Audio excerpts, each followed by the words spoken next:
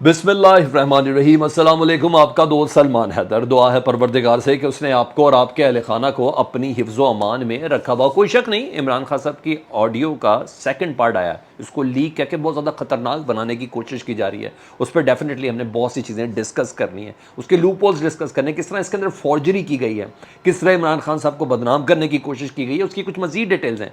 क्योंकि पार्ट 1 के सिलसिले में जिन लोगों ने सब टाइटलिंग की थी, उस सब टाइटलिंग के ऊपर जिन लोगों ने काम किया था और उस काम करने के बाद जिन्होंने प्रोग्राम किए थे, कॉलम लिखे थे, उन्होंने माफ़ी तक मांगी है। यानी वो लोग जिनसे मुतल्लिक़ ये कहा था उनको सारी इतलात पहले पहुंच जाती थी, वो आज इमरान खान से माफ़ी भी मांग रहे थे और इखलाकी ज़रूरत का मज़ारा किया। अप्रिशिएट करेंगे, उन साहब के नाम भी आपको बताएंगे। दूसरा, अहम तरीन इत्तेहादी ने कहा शुक्र है, अहम तरीन इत्तेहादी कह रहे हैं कि शुक्र है इस गुनाह में हम शरीक नहीं हैं, इत्तेहादी होने के बावजूद। हाँ, इमरान खान की हुकूमत के गुनाह में वो ज़रूर शरीक हैं, वो भी बड़ी अहम तरीन चीज़ है। किसान इत्तेहाद, जी हाँ, धरना दिए बैठा, तीसरा दिन ख़त्म होने को है, उनको अभी तक कोई कवर नहीं कर रहा। लेकिन आज इमरान खान साहब की पेशावर में टोन बिल्कुल मुख्तलिफ है। वो इमरान खान जो पिछले 15 से 20 इंट्रैक्शन के अंदर बहुत मोहतात नज़र आ रहे थे, आज उन तमाम टर्म्स को दोबारा उन्होंने इस्तेमाल किया। आज इदारों को, इस्टेब्लिशमेंट को बहुत ही ज़्यादा झंझोड़ते हुए और उनको कहीं ना कहीं जवाबदेह बनाते हुए वो नज़र भी आए हैं। वो क्या डिटेल्स हैं वो भी आपके सामने शेयर करनी है। खान साहब का कोई एग्रेसिव प्लान है जी, और उस प्लान में वो कहते हैं ना, खान साहब हमेशा अटैकिंग पोजीशन पर ज़्यादा बेहतर होते हैं। तो अटैक के ऊपर अटैक करने के लिए कुछ चीज़ें हैं जो डिस्कस हुई हैं, वो भी मैंने आपके सामने शेयर करनी है। एक के बाद एक चीज़ें आपके सामने रखते हो। सबसे पहले जी, इमरान खान का बोक्स कम नहीं हो रहा क्योंकि इमरान खान बाज ही नहीं आ रहे जी, और इनकी ऑडियोज़ पर बात करने से भी बाज नहीं आ रहा है। पेशावर में भी उन्होंने इनकी ऑडियोज़ के ऊपर बात की, और फिर डेफिनेटली इमरान खान साहब इंदिया भी दे चुके हैं और अपने वकला की टीम के साथ मुशावरत भी कर चुके हैं। कानूनी टीम के अलावा अपनी जो मुशावरती जो सियासी जमात है उसके आमरानों से भी इस सिलसिले में मुशावरत कर चुके हैं, क्योंकि जो बयानिया लेके वो चल रहे थे उन ऑडियो लीक्स में पता चल रहा है ना, इस्तीफ़े मंजूर ना होना, अंकल मैंने 1 महीना मेहनत की है इसहाक डार साहब के सिलसिले में, और फिर वो सारी चीज़ें इंडिया के साथ ताल्लुकात, और फिर वो सारी मशीनें मंगाने के हवाले से। और क्योंकि अभी रोक दिया गया ना, क्योंकि उसमें एक बहुत ज़बरदस्त तारिक फ़ातमी साहब इस वक्त उस हैकर के साथ नेगोशिएशन के अंदर हैं, उसके साथ रब्ते में तारिक फ़ातमी साहब हैं। तो बहरहाल खान साहब कहीं टल नहीं रहे हैं, तो खान साहब का किरदार मशकूक करने की कोशिश तो ये लोग मुसलसल कर रहे हैं। लफ्ज़ ऑडियो लीक बजाते खुद एक सर्टन इम्पैक्ट देता है, पता नहीं क्या चीज़ लीक हो गई। तो बहरहाल इस ऑडियो का इम्पैक्ट भी देने की कोशिश की जा रही है। इमरान खान साहब की पार्ट 2 रिलीज़ हुआ या लीक हुआ या जो कुछ हुआ, मैं तो उसको रिलीज़ ही बोलूँगा, क्योंकि करने वाले सरकारी है ना, कोई बाहर वाला कोई नहीं कर रहा है, सरकार खुद कर रही है ना। तो जब सरकार कर रही है तो फिर सवाल भी बड़े ज़बरदस्त, सरकार को कौन दे रहा है। तो ये सारी चीज़ें, बहुत सी चीज़ें जो आज खान साहब ने जिक्र भी किया। इमरान खान साहब इसमें मीटिंग बुला रहे हैं जी, ठीक है, सैफर से मुतल्लिक। ये भी पता चलता है कि इमरान खान साहब अपनी इस गुफ्तगू में तमाम सफारती अमूर की नज़ाकतों से मुकम्मल तौर पर वाकिफ़ नज़र आ रहे हैं। बार बार अमेरिका का नाम लेने से मना करें, मैं कैटेगोरिकली कह रहा हूँ, इमरान खान साहब कह रहे हैं मुझे किसी के मुंह से मुल्क का नाम लेते हुए नज़र नहीं आए। ठीक है जी, बाद में नाम लिया गया खान साहब की तरफ से, जो गलती से उनसे निकला, क्योंकि वो भी मेरा ख्याल है कि गलती से नहीं निकला, क्योंकि इशारे ना पाकिस्तान के इदारों की तरफ जा रहे थे, लोग उसको उस तरफ लेके जा रहे थे, तो जानबूझ के फिर ये सारा मामला उस तरफ समेटा गया, क्योंकि इदारे से ज़्यादा कोई चीज़ नहीं है। याद है उन्हीं दिनों इमरान खान साहब ने कहा था, मैं ये बात क्लियर करता हूँ कि पाकिस्तान को इमरान खान से ज़्यादा फ़ौज की ज़रूरत है, आपको याद होगा। जी हाँ, तो उस वक्त खान साहब ने नाम लिया था जी।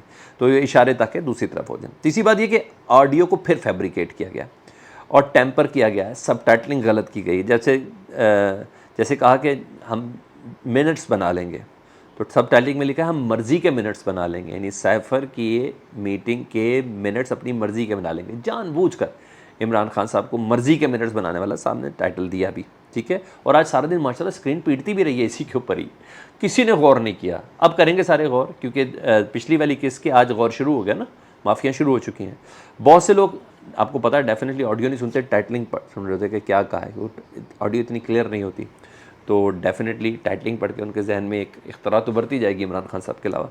तो बड़ी बारीक तरीके से किया गया। एक और चीज़ कि इमरान खान साहब ने मीटिंग बुलाई, यानी सैफर के इमरान खान साहब को पता नहीं था, लेट पता चला, तभी तो इमरान खान साहब मीटिंग बुलाते हुए नज़र आ रहे हैं, वरना ये मीटिंग ही ना होती।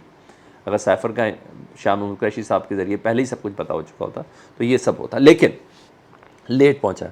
अंसार अब्बासी साहब आला इखलाक की ज़रूरत, मैं रिस्पेक्ट करता हूँ उनके इस बात से। उन्होंने कहा भी, जब आज उनका व्लॉग था ना, तो उसमें उन्होंने कहा भी कि मेरी मजहबी जिम्मेदारी भी यही है। اچھی بات ہے. انصار عباسی صاحب نے سب ٹائٹلنگ پر اپنے کالم، سب ٹائٹلنگ پر اپنی خبر، سب ٹائٹلنگ پر اپنے ویلاگ پر انہوں نے معافی مانگی ہے کہ عمران خان صاحب نے اس کو بیرونی سازش میں ڈھال لیتے، بیرونی سازش بنا دیتے ہیں. ایسا کچھ بھی نہیں بولا تھا. سب ٹائٹلنگ غلط کی گئی تھی، میلیفائڈ کی گئی تھی، ٹھیک ہے، باقاعدہ طور پر ٹیمپر کی گئی تھی. تو انصار عباسی صاحب جیسا بندہ معافی مانگ رہا ہے تو پتہ نہیں وہ کون لوگ معافی مانگیں گے جنہوں نے اس کے اوپر پوری مین ٹرانسمیشنز کر دیں، پورا دن لال اور بلو اسکرین کرتے ہوئے نظر آئے اور کیا کہہ دیا گیا. لیکن بہرحال یہ سب چیزیں تھیں. اب آ جاؤں جی دوسری طرف مشاورت چل رہی جی گورنمنٹ کے بیچ میں جی، جو میرے پاس اطلاعات ہے کہ عمران خان کے سیکرٹ ڈاکومنٹس ریویل کرنے اور سیکرٹ ڈاکومنٹس پہ بات کرنے، اس کی فورجری کرنے، یعنی عوام سے کر رہے ہیں، یا سیکرٹ ایکٹ کے تحت عمران خان کے خلاف کسی قسم کا مقدمہ بنانے کا سیریس وے میں سوچا جا رہا ہے، یعنی کسی نہ کسی اور مزید کیس میں پھنسانے کی کوشش کی جا رہی ہے. مطلب اعصاب کی گیم چل رہی ہے. اور دوسری طرف خان صاحب پہلے اٹیک کرنے کے پلان میں ہیں. جو میرے پاس اطلاعات یہ ہیں کہ سپریم کورٹ کو کے ذمہ اس معاملے کو لے کے جا رہے ہیں عمران خان صاحب، ٹھیک ہے. اس سے پہلے کہ یہ کوئی ایف آئی آر دیں یا کچھ ایسا کریں تو خان صاحب کو بیسیکلی ڈیفینسو پوزیشن پہ لانا نا وہ مشکل ہے. تو خان صاحب اس کیس کو لے کے چلیں گے کہ میں چیف ایگزیکٹو تھا سپریم کورٹ میں، میں پرائم منسٹر تھا، میری بگنگ کون کر رہا تھا؟ کون تھا جو میری کال، میری کنورسیشن، میری گفتگو، میری میٹنگز کے منٹس کو بگ کر رہا تھا، ریکارڈ کر رہا تھا؟ ڈیفینیٹلی سب ادارے اور ایجنسیز کا امتحان شروع ہو جانا ہے جی، اس میں کوئی دو رائے نہیں، اس میں ہچکچانے والی کیا بات ہے. تو سپریم کورٹ میں جائیں گے تو ڈیفینیٹلی سب کا امتحان شروع ہو جائے گا. ایک چیز جی، اور ڈیفینیٹلی یہ لیک بھی حکومت کر رہی ہے، جب اس پہ کوئی شک بھی نہیں رہا. تو جب رہی ہے تو آج پشاور جلسے میں بھی انہوں نے اسی طرح کے جملے استعمال کیے. انہوں نے کہا نیوٹرلز آپ کے ہوتے ہوئے، میں نے بولا آج ان ٹرمز کو یوز کیا جو 15-20 انٹریکشن میں، جو پبلک انٹریکشن تھی یا پریس کانفرنس تھی، اس میں وہ نام نہیں لے رہے تھے. تو خان صاحب آ گئے اپنی اسی پوزیشن پہ دوبارہ. انہوں نے کہا نیوٹرل اسٹوڈنٹ سے خطاب کر رہے تھے نا ایڈورڈ کالج کے، جی ہاں. انہوں نے کہا آپ کے ہوتے ہوئے پرائم منسٹر ہاؤس کی آڈیو لیک ہو رہی ہے، ریکارڈ ہو رہی ہے، بگ ہو رہی ہے، اس کا کون ذمہ دار ہے؟ پھر انہوں نے ڈیفینیٹلی ملک کی سلامتی کا معاملہ، تو ملک کی سلامتی کے معاملے پہ اگر پرائم منسٹر ہاؤس کی ہو رہی ہے تو اس کا مطلب ملک کی سلامتی کے معاملے میں آپ سے بات کرنی چاہیے، پوچھنا چاہیے. اور اس کا مطلب ہے کہ پاکستان کی بہت سی اہم چیزیں دنیا کو چلی گئی ہیں، دشمن کو چلی گئی ہیں. تو اس پیراے پر عمران خان صاحب باقاعدہ طور پر آج انڈر نہیں فل اٹیکنگ پوزیشن پر نظر آئے ہیں. اچھا جی، اور ایک اور ٹرم بھی استعمال کی، میں اس کو ذرا تھوڑا احتیاط سے لے کے چلوں گا. انہوں نے کہا آج پھر چوکیدار اور نیوٹرلس کی ٹرمز انہوں نے استعمال کی ہے. اور ساتھ ساتھ یہ بھی کہا مجھے ان لوگوں کے اوپر اگر اکیلے بھی نکلنا پڑے، یعنی اس حکومت کے اوپر، تو میں ضرور نکلوں گا، اور مجھے کسی قسم کا کوئی ڈر نہیں ہے، میں ان کو برداشت نہیں کر سکتا. یہ عمران خان صاحب نے بولا. میں کہا یہ ہو ہی نہیں سکتا. تو خان صاحب آج غصے میں تھے جی پشاور میں، اور یہ چیزیں تھیں.